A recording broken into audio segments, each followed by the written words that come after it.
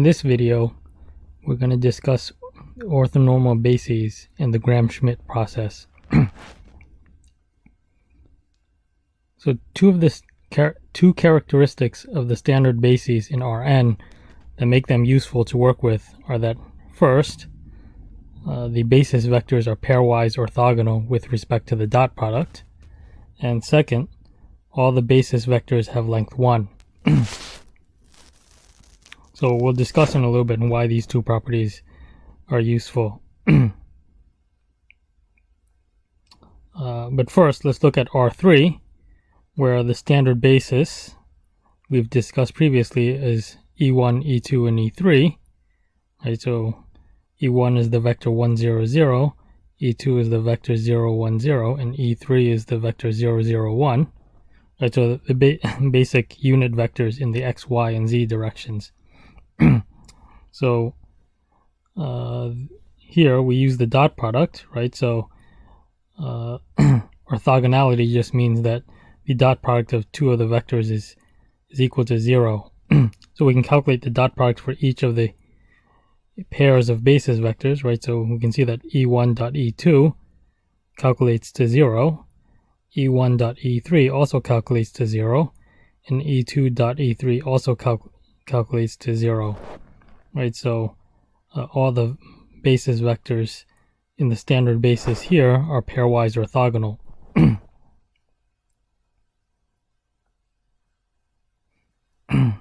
In general, when you have a set of vectors that are pairwise orthogonal like this, we call them an orthogonal set. And if, in addition, the lengths of all the vectors has length 1, then the set is called orthonormal. So you can see that the standard basis is orthonormal because clearly they all have length 1.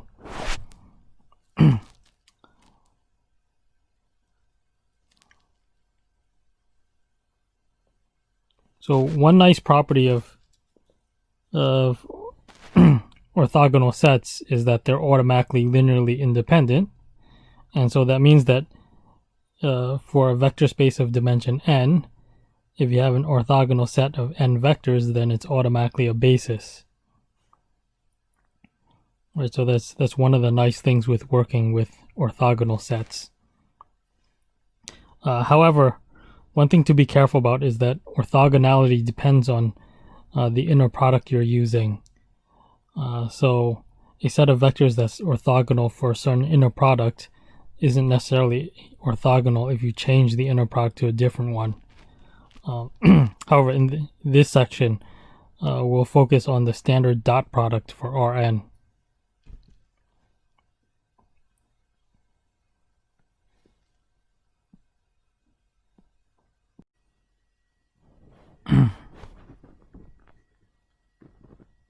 In this example, we want to become familiar with verifying whether a set is orthogonal, whether a set is orthonormal, and then determining whether the set is a basis. Okay, so here we're given a set with 3 vectors in R3, and so first let's determine whether S is an orthogonal set. So what does that mean? That means I have to verify the dot products of all pairs of vectors and see that whether they're 0 or not. If any one of them is non-zero, then it's automatically not orthogonal. Right, okay, so let's calculate. So I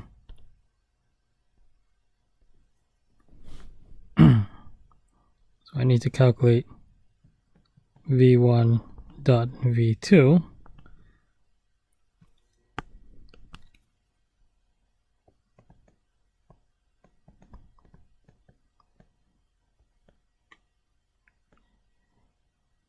v1 dot v3 and v2 dot v3. Okay, so the first one, v1 dot v2, right? So the square root of 2 over 2 times negative square root of 6 over 6 plus 0 times square root of 6 over 3 plus square root of 2 over 2 times square root of 6 over 6. Okay, so this is 0. And then now these two, so this is minus square root of 12 over 12 plus square root of 12 over 12. And so the result is equal to 0. Okay, so now do the next pair, v1 and v3. So square root of 2 over 2 times square root of 3 over 2 plus 0 times square root of 3 over 3 plus square root of 2 over 2 times minus square root of 3 over 3. And again, this was square root of 3 over 3.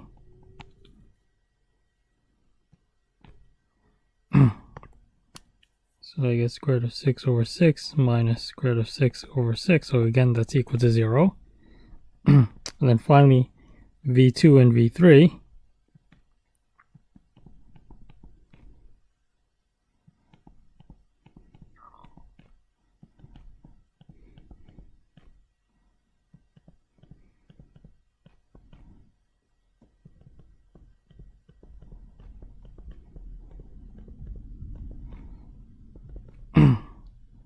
Okay, so what is this? This is minus square root of 18 over 18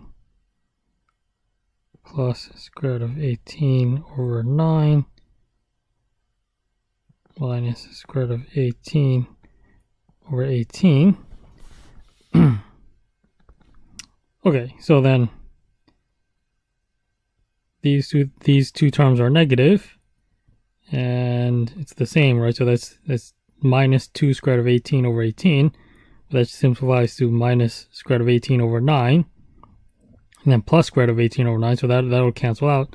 So we see that this is equal to 0. And so all of the pairwise dot products are equal to 0, so we see that S is orthogonal.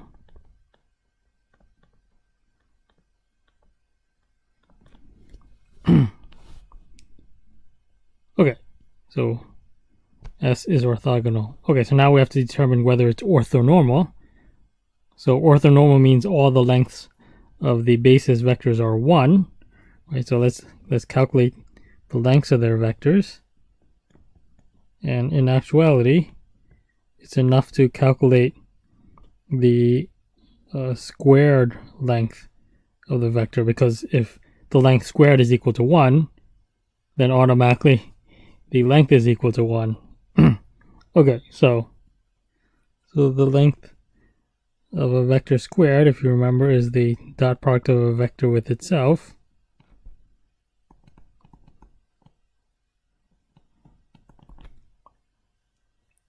So it's just the sum of the squares of the entries.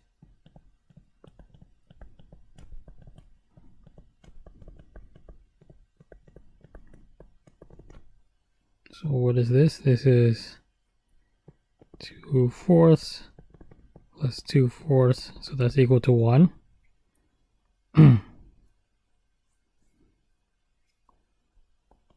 What about the length of v2 squared? Again, it's v2 dot product with itself. So what do I get?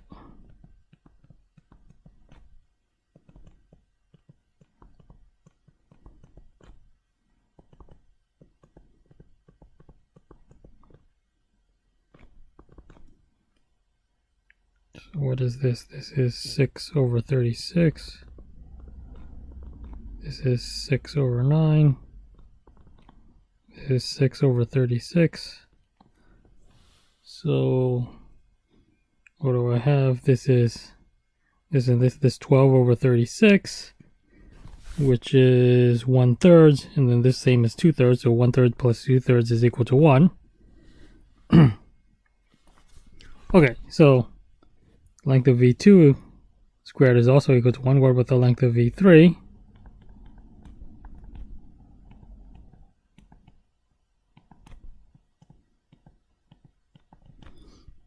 So that's this squared plus this squared plus this squared. But then that's just 3/9 plus 3/9 plus 3/9, which is 1/3 plus 1/3 plus 1/3. So that's also equal to 1. Okay, so we see that S is orthonormal.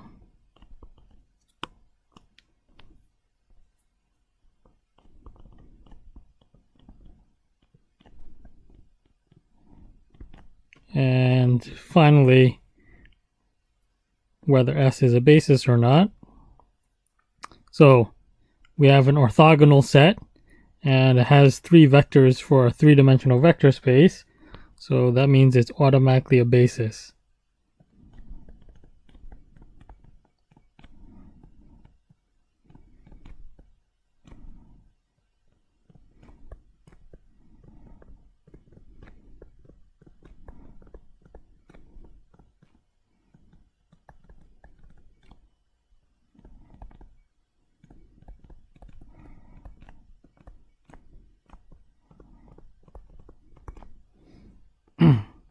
Okay. So that's how we can verify whether we have an orthogonal or an orthonormal set. Okay. So in this next part, we have another example in R3. So again, let's verify the dot product, whether it's orthogonal or not. So what do we have? Square root of 2 over 3 times 0 plus 0 times 2 square root of 5 over 5 plus negative square root of 2 over 6 times minus square root of 5 over 5. So this is 0, this is 0, but this is not 0. So what is it actually? It's square root of 10 over 30, which is not 0. So just one pair is not 0, so this automatically is not orthogonal.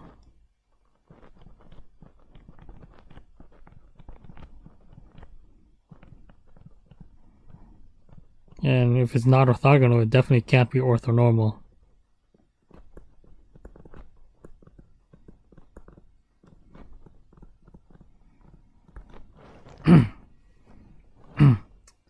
However, just because it's not orthogonal doesn't necessarily mean that it still may be a basis, right? So how can we verify if it's basis or not? So we can just go back to the techniques in the previous chapter, right? So we set each of these vectors into a matrix as column vectors, so we get a 3x3 matrix, and we can just calculate the determinant, right? Because if the matrix is invertible, then it's a basis.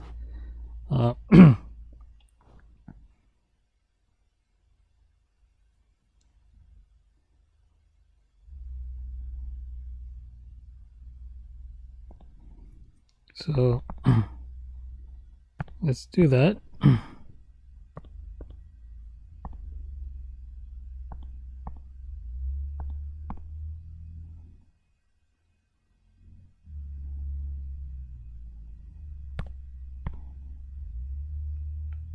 So square root of 2 over 3. Then I want this to be 0. And then this one to be square root of 5 over 5.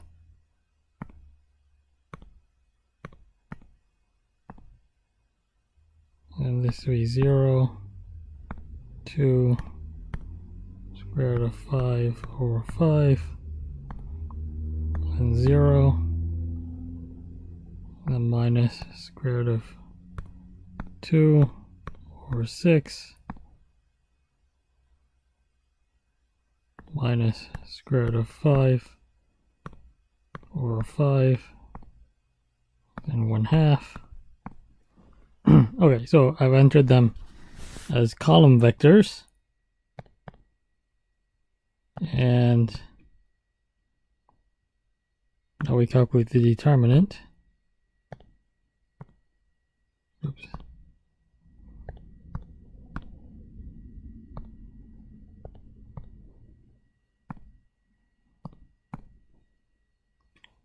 So you see that it's not 0, so that means it's invertible, and so S is a basis.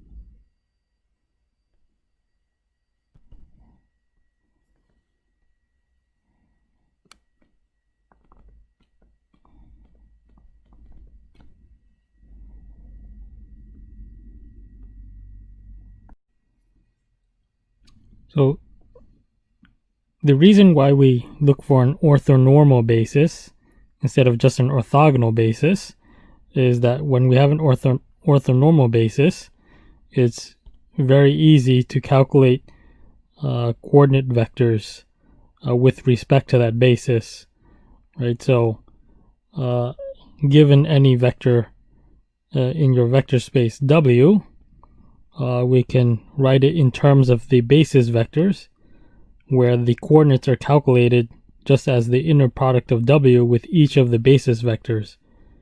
Right, so the coefficient for V1 is the inner product of W with V1, and then the coefficient of V2 would be the inner product of W with V2, and so on.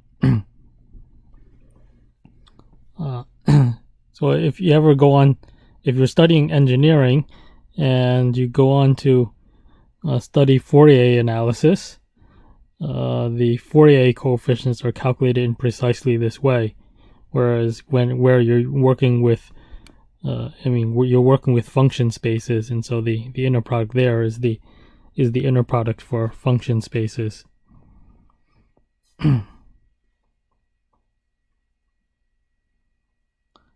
Okay, so in this example, we're given a vector in R3, and this particular orthonormal basis for R3. So you can check that it's orthonormal, and we want to calculate the coordinate vector with respect to this basis. And so again, following this, to calculate the coordinate vector, we just need to calculate each of these inner products.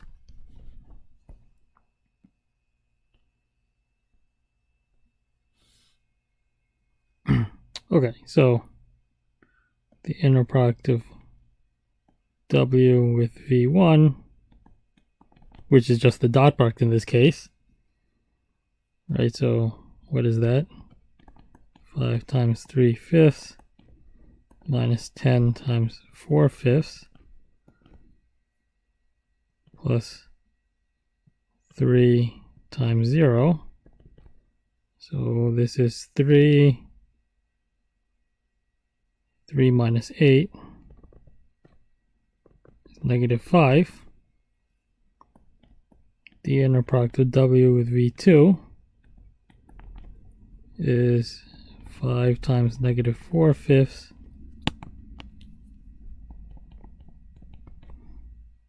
minus 10 times 3/5 plus 3 times 0. So when you get -4 minus 6 is -10. And then the inner product of W with V3 is 5 times 0 minus 10 times 0 plus 3 times 1, which is 3. Okay, so the 3 quarters are -5, -10, and 3. Right, so the coordinate vector for W with respect to B is -5, -10, and 3. And if you go back to what it means for a coordinate vector, right? So these are just the coefficients in the basis expansion for this vector, right? So it means that W is the same thing. W, written in terms of the basis vectors, is just the linear combination -5 times V1 minus 10 times V2 plus 3 times V3.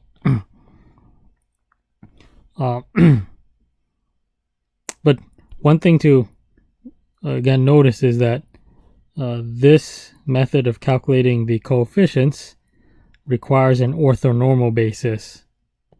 Right, so this method calculating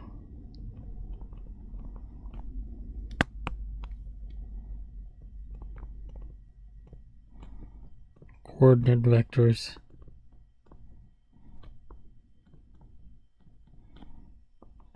only works for an orthonormal basis.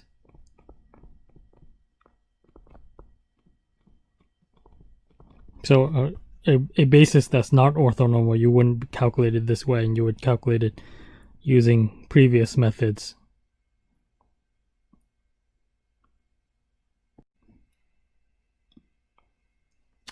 So we've seen how useful an orthonormal basis can be. So we want a method to be able to construct an orthonormal basis. And that's what the Gram-Schmidt orthonormalization process will do for us. Right? So the process works as follows. So first you start off with any basis for an inner product space. Right? So these have to start off with some basis.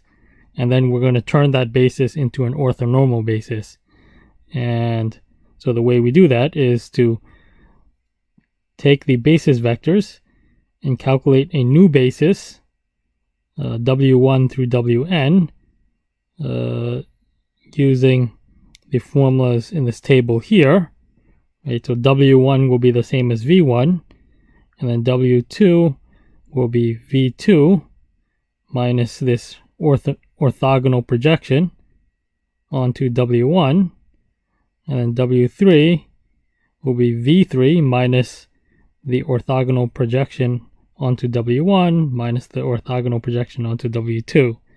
Basically, you construct orthogonal vectors one at a time in this way, and then this will produce an orthogonal basis. And then finally, to turn it into an orthonormal basis, we just need to turn each of the vectors W into a unit vector by dividing by their length. Then that'll give us an orthonormal basis. So we won't go into a discussion on where this entire process comes from, but basically you can visualize it in 2 dimensions.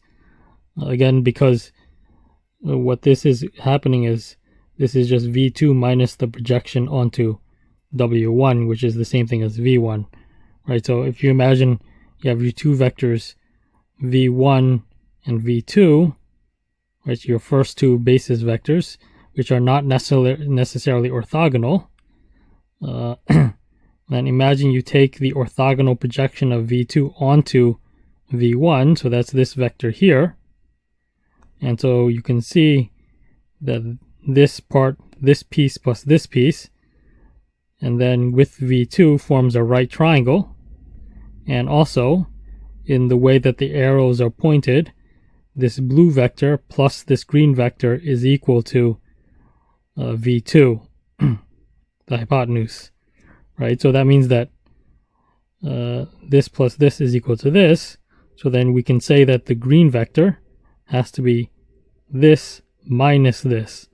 Right? So the green vector is V2 minus the projection, this orthogonal projection. And then this is exactly where we're getting W2 from, because now the green vector is perpendicular to W1, which is equal to V1.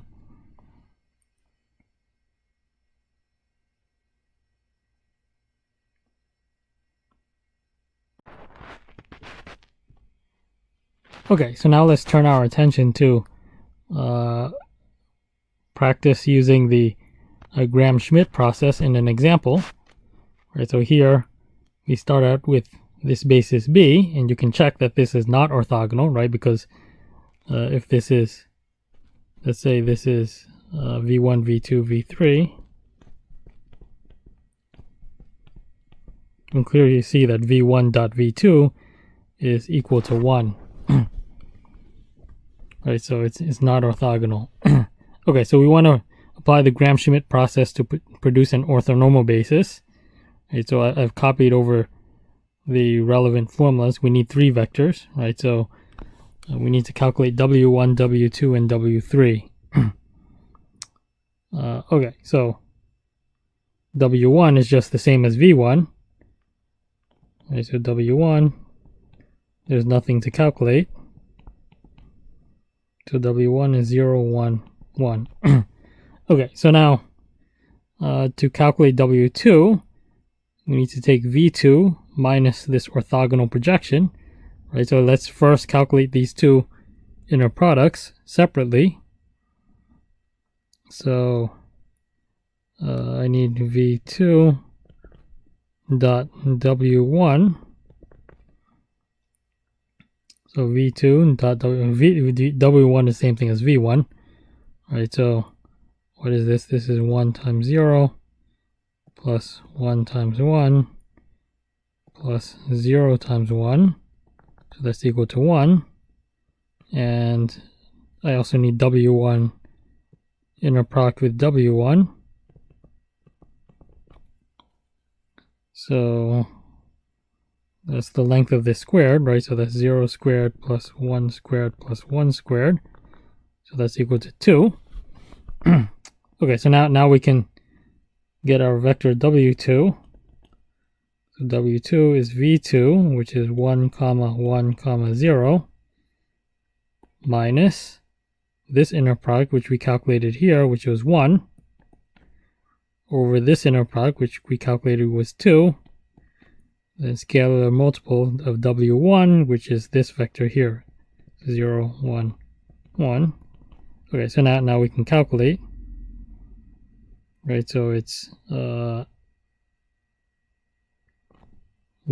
minus 0.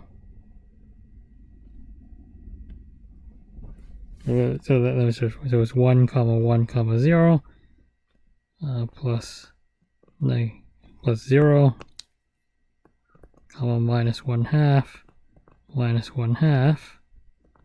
And okay, so now we can calculate this, right? So 1 plus 0 is 1.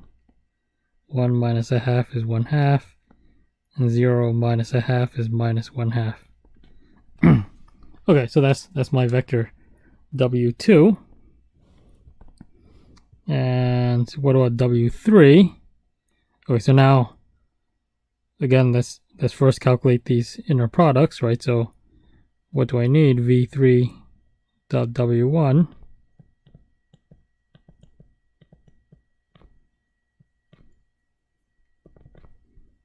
So V3 is this vector, W1 is this vector. So that's 1 times 0 plus 0 times 1 plus 1 times 1, which is 1. And then what else do I need? W1, inner product W1, but we've already calculated that previously, so I don't need to calculate this again. But what about this? V3 and W2.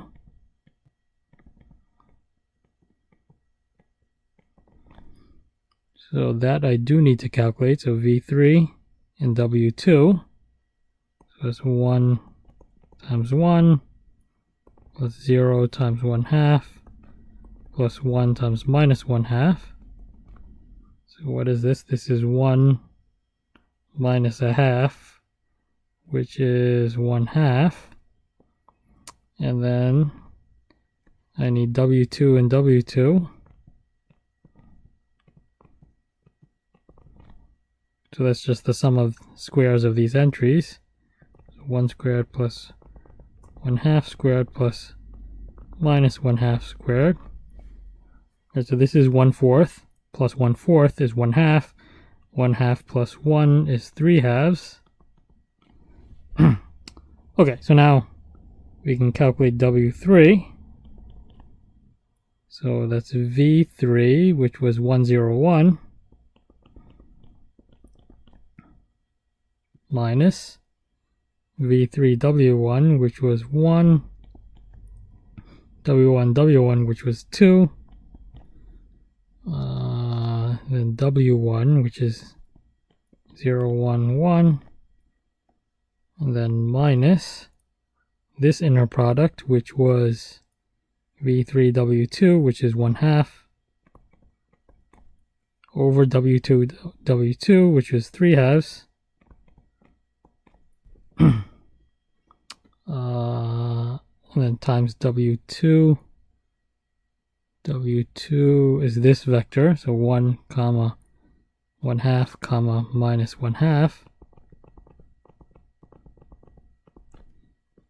Okay, so let's first do this subtraction. What is this? 1 minus 0 is 1.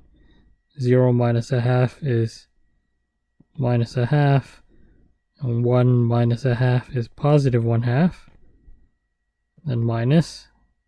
So this becomes 1/3. 1, comma, 1/2, comma, minus 1/2. Okay, so what is W3 equal to? So 1 minus 1/3 is 2/3. Negative 1/2 minus 1/6 is minus 2/3. And 1/2 plus 1/6 is positive 2/3.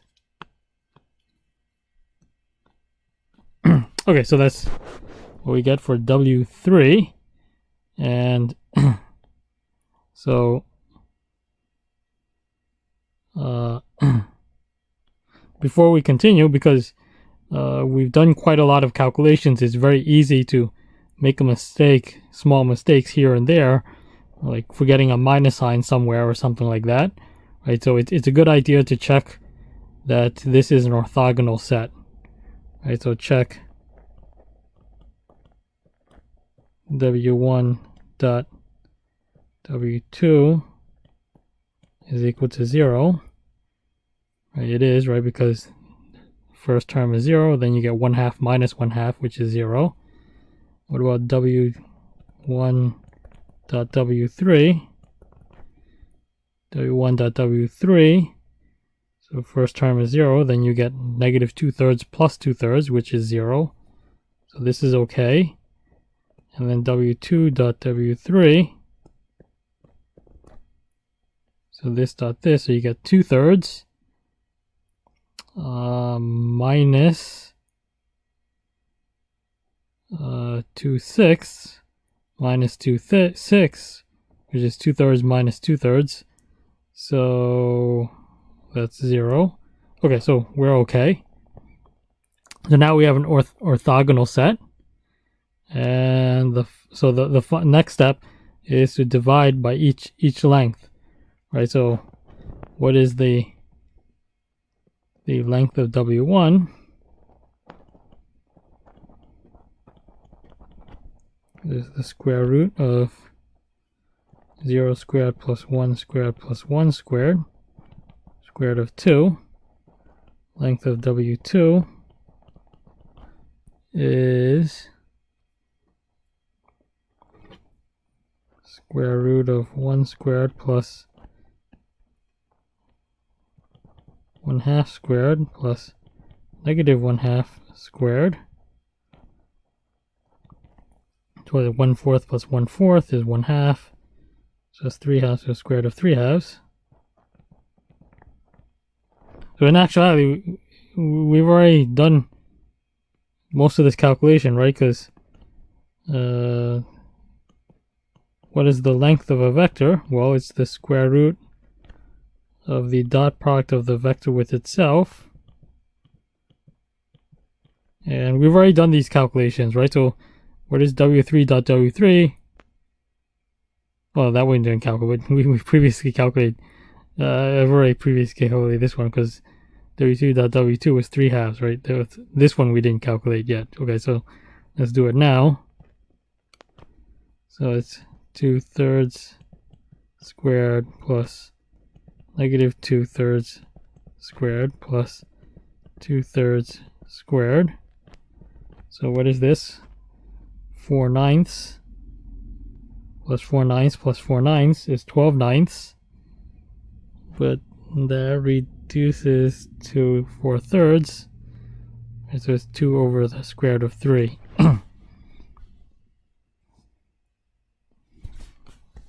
Okay, so now so now we can get our unit vectors, right? So u1 is w1 divided by the length of w1. So kind of running out of space, so let's just write it out. Right, so dividing by square root of 2, you get 0, comma 1 over square root of 2, 1 over square root of 2, and then u2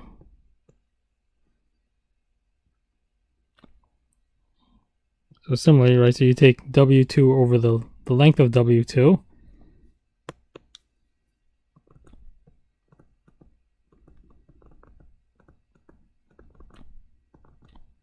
and the length was square root of 3 over square root of 2.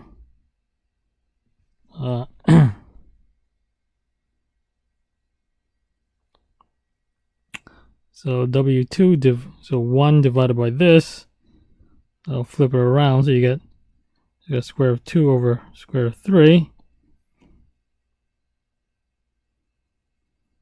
Right, and then this, the 1/2 divided by this, so it will simplify to what? So there's the square root of 3 on the bottom, square root of 2 comes up, so then this cancels, so you get square root of 2 on the bottom, right? So that square root of 2 times square root of 3 is square root of 6. Here's you get 1 over square root of 6. And similarly here, this is going to be minus 1 over square root of 6. And finally, u3, kind of running out of space, but again, you divide this by the length.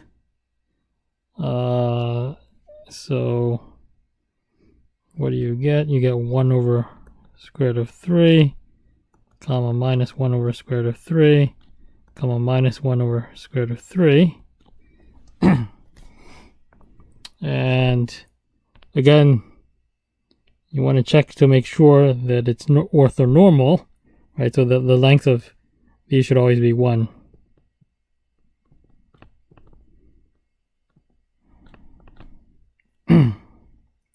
Right, so this squared plus this squared is 1/2 plus 1/2, which is 1.